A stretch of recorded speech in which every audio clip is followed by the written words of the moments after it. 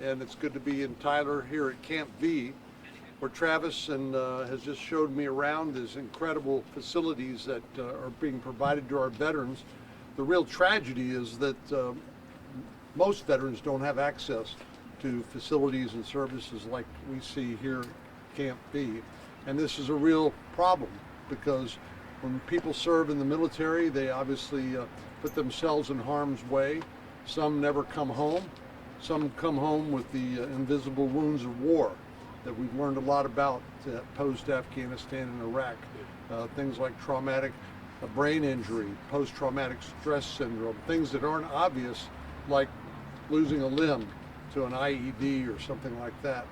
But people need the transition going from the military to civilian life. And one of the things that I hear most often from our veterans is they miss the camaraderie that they have in the service, the team orientation that you learn in the military, that nobody does anything alone, you do it as part of a team. And they miss that.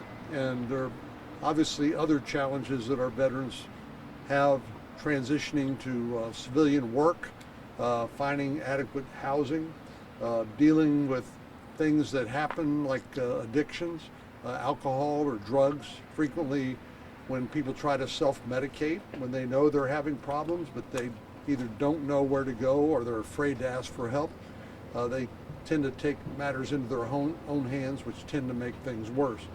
But we're here just a few days after Memorial Day. One of my favorite events of the year is sending off our new service academy graduates from high school. We had about 100 of them in San Antonio.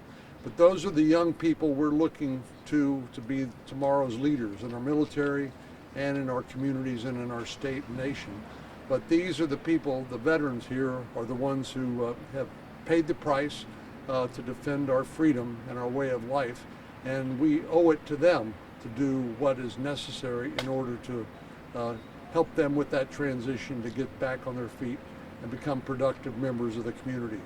So I'm going to just thank everybody behind me. It's great to be here with the judge and other local elected officials, but also all of these great volunteers, people who are giving of themselves to help these veterans make that transition, make the community better, and to fulfill that sacred obligation, which I believe we have to our veterans. Once they have served our nation to protect us and our way of life, we owe it to them to do what we can to help them make that transition back into civilian life. And that's what Camp V does.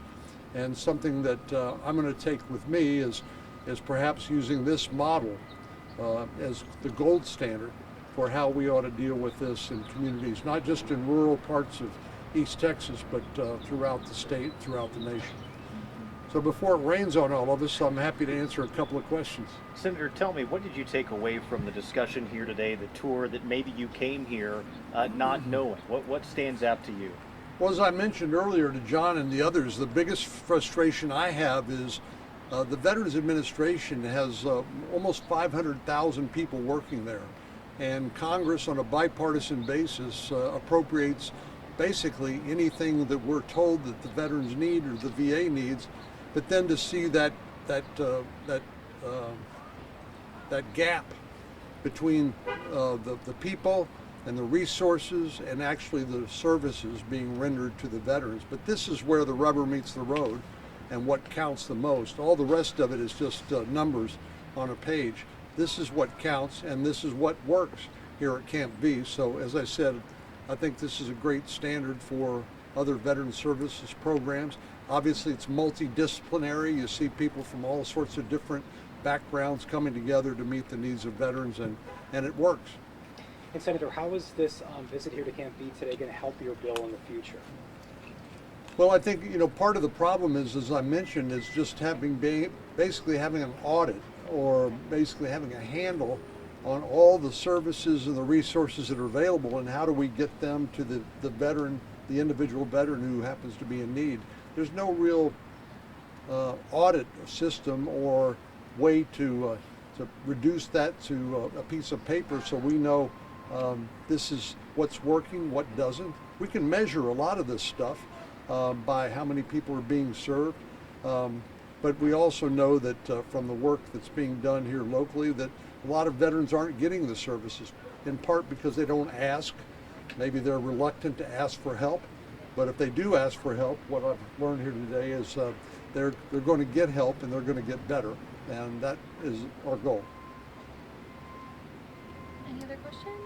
Senator, it was discussed today about the challenges veterans face when dealing with the VA, and I know that's something that you're looking at and addressing.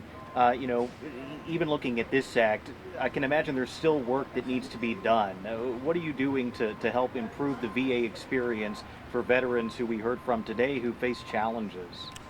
Well, we have a new administration, the Trump administration. We have a new head of the VA, Doug Collins, former member of the Congress and somebody who understands how Washington works and how to navigate the bureaucracy. We're looking to him to tell us what needs to be done at the VA to make it more efficient. As we've learned from Elon Musk's efforts at DOGE, the Department of Government Efficiency, a lot of well-intended efforts are misguided. They're waste, they're fraudulent, and they're abusive of the taxpayer. So trying to figure out how do we take the resources that taxpayers are providing them and make it more efficient and deliver it to the people in need so we can affect these outcomes. That's the ultimate goal, and we still have work to do. And I think we have one political question. Is that, or do you have another on topic? Yes. We don't have to ask any political questions. And maybe we ought to excuse some of the folks behind me because I don't want to necessarily get them stuck.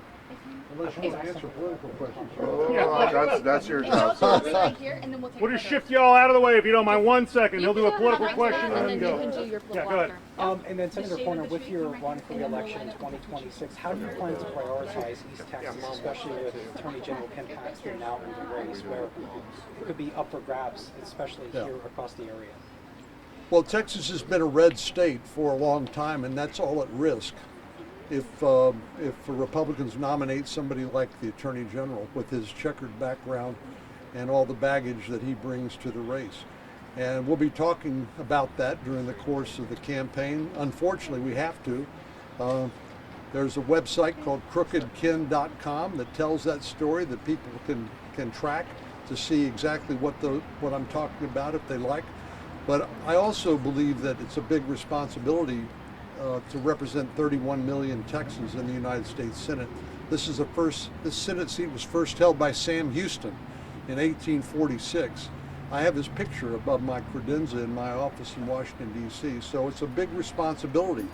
And one of the things that we're doing right now to help Texans is to get reimbursed for the $11.1 billion that Texans had to pay to secure the border under the leadership of Governor Abbott and Operation Border Security. So those are the sorts of things that are not easy to do, to be able to build consensus, to actually deliver on behalf of the people of Texas. But these are the sorts of things that I have come to learn how to do, working with my fellow colleagues in the United States Congress. So it's going to be a vigorous battle.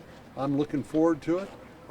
But obviously, ultimately, the voters on March the 3rd will get to make the decision. Senator Cornyn, thank you. That's all we have time for. Thank Great. you. Thank you.